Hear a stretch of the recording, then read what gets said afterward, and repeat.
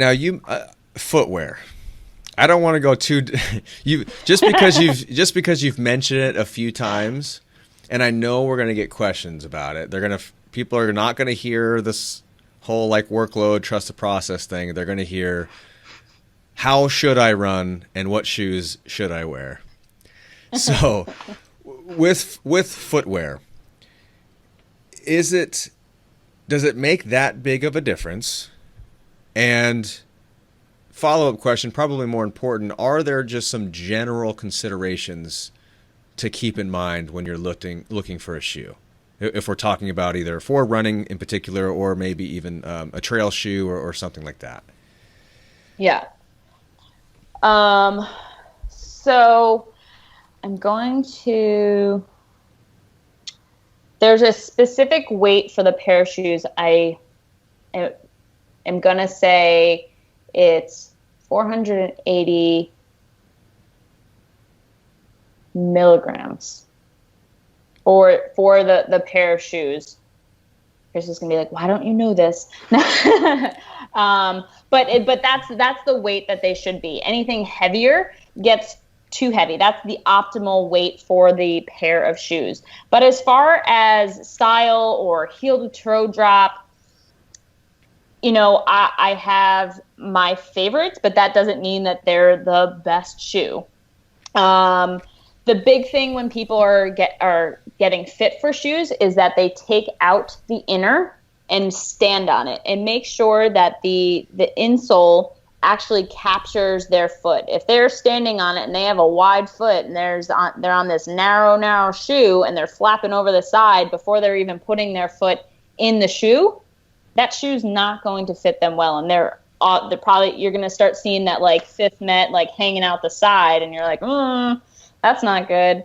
So that's one way that someone can find a shoe that is well fit for their foot. And also measuring it to maybe like a thumb's width in front of or longer than their longest toe. And for some people, that could be their second toe. That could be their middle toe. Sometimes you got funky toes. That's cool. But measure it to the longest one versus just the first toe. Other specifics. I mean, a lower drop shoe is going to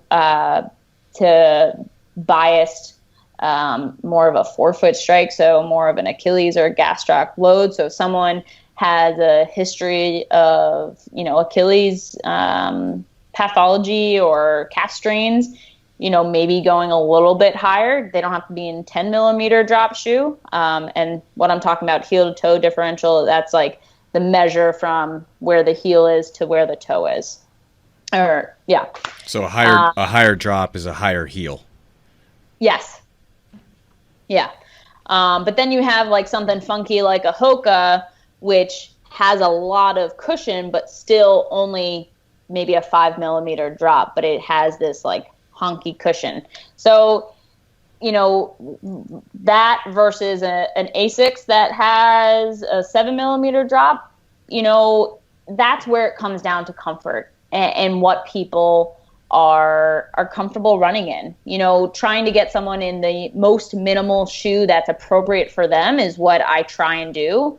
I'm not like, oh, you need a stability shoe or you need a minimalist shoe. I tend to start, not that I'm giving people shoes or recommending shoes, but I say, start with something neutral and then try something above it and try something below it and find something in between that feels good. Running in two different types of shoes, so different brand, different style, different heel to toe drop, has actually been shown to decrease injury risk by 39%.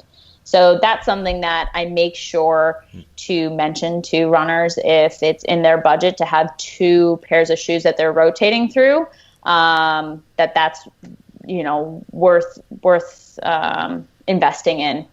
So the foot and the muscle and tissues are always having to adapt to something different because like I run in Brooks Launch and on Clouds.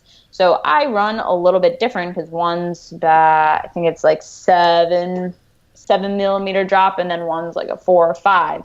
So I tend to have a slightly more mid-foot or full-footed strike in the ons because it's a lower drop, and I run a little bit differently than I do in the launch. So, and that's okay. Having different striking patterns or slightly different mechanics in different types of shoes is fine, because it means that your body is able to adapt well. Well, we've talked about variation in training. That's just another way to do it. It's a task constraint. Yeah. When you say alternate, could it be like every other run, or generally maybe potentially something like that? Yeah, I do it based on like longer runs and shorter runs. So my shorter runs, so anything less than 7, I'll run in my ons. And then if I'm half marathon or marathon training, those longer distance runs, I'm throwing on the Brooks. It's interesting.